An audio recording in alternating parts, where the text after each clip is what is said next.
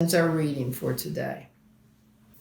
I'm amazed how relevant and contemporary we find words from 2,600 years ago. Ezekiel was addressing Israel and Judah around the time of the exile of Jewish leaders and people in Babylon.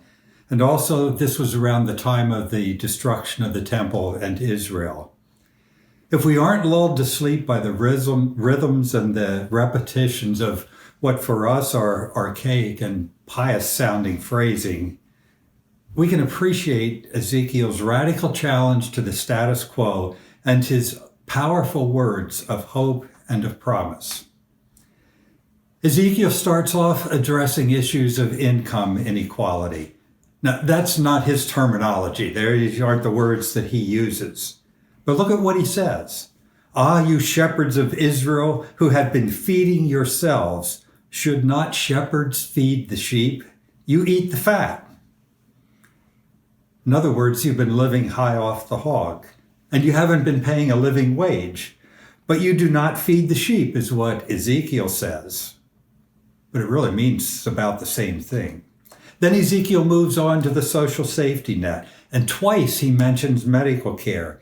You have not strengthened the weak, you have not healed the sick, you have not bound up the injured. He's not talking about COVID-19 here, is he? And it begins to sound like a litany as you go through the reading. Ezekiel is calling leaders, and especially at the beginning, especially political leaders. He's calling them to account for their extravagant lifestyles and their lack of care and concern for others, for their people, for their sheep. And Ezekiel goes on to address issues about meaning and purpose in life. And now he's going after the religious rulers. And remember that he himself was a priest. Sheep have strayed and been lost, partially because they were ruled with force and harshness. That's his words. The sheep wander all over. They're vulnerable to attack by wild animals. And I can't help but wonder if conspiracy theories are some of our wild animals. And no one seems to care.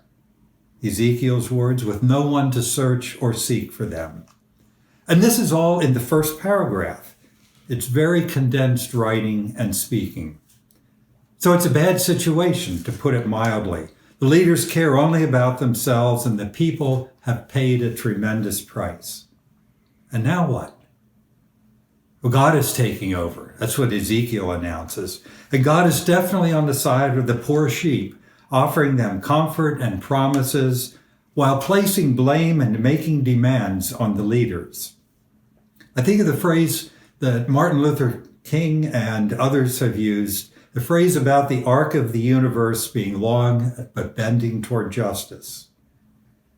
God says, through Ezekiel, God says, "I will seek the lost, I will bring back the strayed, I will bind up the injured, I will strengthen the weak, but the fat and the strong I will destroy. I will feed them with justice." Feed them with justice. But Ezekiel isn't ready yet to let go of his judgment and his condemnation of the rich and the powerful, and of his care for the downtrodden. Is it not enough for you to feed on the good pasture, but you must tread down with your feet the rest of your pasture? Environmental and care of creation concerns are nothing new. When you drink of clear water, must you foul the rest with your feet? Flint, Michigan, anyone? And one last shot at the big shots. They're bullies. Because you pushed to flank and shoulder, butted at the weak animals with your horns, I will save my flock and they shall no longer be ravaged. The passage ends with Ezekiel holding up a vision of peace and prosperity for all. And this is Ezekiel's version of Isaiah's peaceable kingdom, which is the inspiration for paintings by Henri Rousseau and Edward Hicks. You can find them on the internet. Now, Ezekiel's phrase, "feed them with justice," that grabbed my attention these past weeks. During the last days of the presidential campaign, through the days of waiting for results and now praying for a peaceful transition, I focused on that phrase, "feed them with justice." I've been on an emotional, spiritual, and theological roller coaster. One day or 1 minute, an emotional high with energy to take on the world. The next day or minute, depressed, lethargic, identifying with the scattered and bullied sheep. My soul feels torn. I kept coming back to Ezekiel's words of instruction. They're so simple, so profound, but so difficult and so challenging too. Feed them with justice. Feed them with justice. It became a mantra for me. Feed them with justice gives me a sense of discipline, those times when I feel energized. The need to work for racial justice will not go away with the election of a Black and South Asian woman as vice president, just as it did not go away with the election of a Black president. And of course, there are additional justice issues in our country, but I have a special personal interest in racial justice. And also, today is the 50th celebration of the UCC group, United Black Christians. Feed them with justice motivates me when I'm feeling depressed or even just down. I know I can't be in the streets during the COVID pandemic. I'm in a high-risk age group. It's tempting at times to withdraw into a John Grisham novel. Feeding them with justice motivates me to prepare myself to be a better advocate for justice when my forced hibernation is over. My soul still feels torn. I find healing in the way Feed Them Justice challenges me to move beyond thinking about myself. I find healing in the ways that Feed Them Justice gives me pathways. The plural is important, pathways with an S, through current political landmines and lures. Feed Them Justice pulls me toward the realm of God's purposes, toward Isaiah's peaceable kingdom, toward Ezekiel's vision of peace and prosperity for all God's children, all God's sheep, nourished by justice. And right now, that road looks long and filled with potholes. We need help navigating it. In the church calendar, today is the last Sunday of the church year.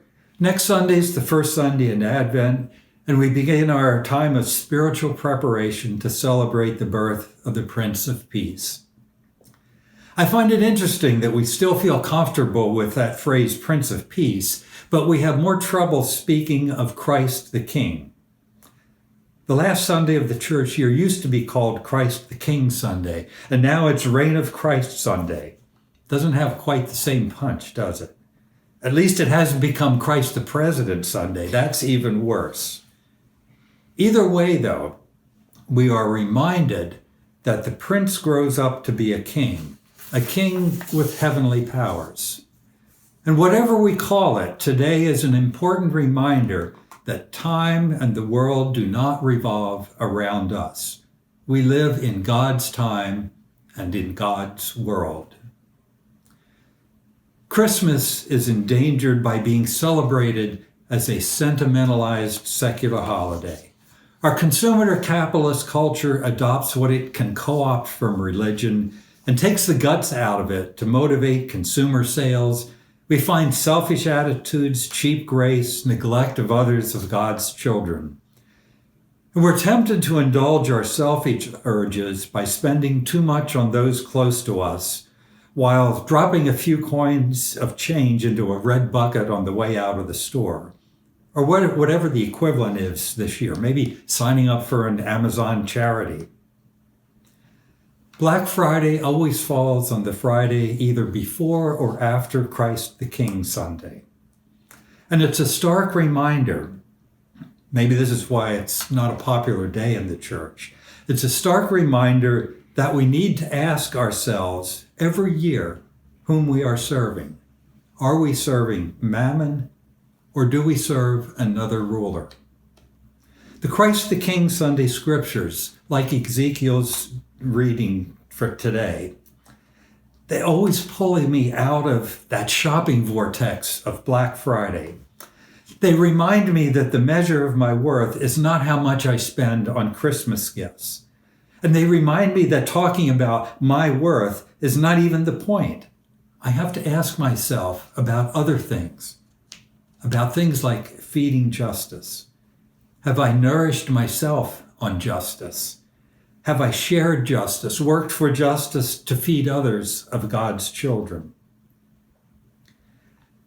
I began thinking about and working on this sermon before the presidential election was called.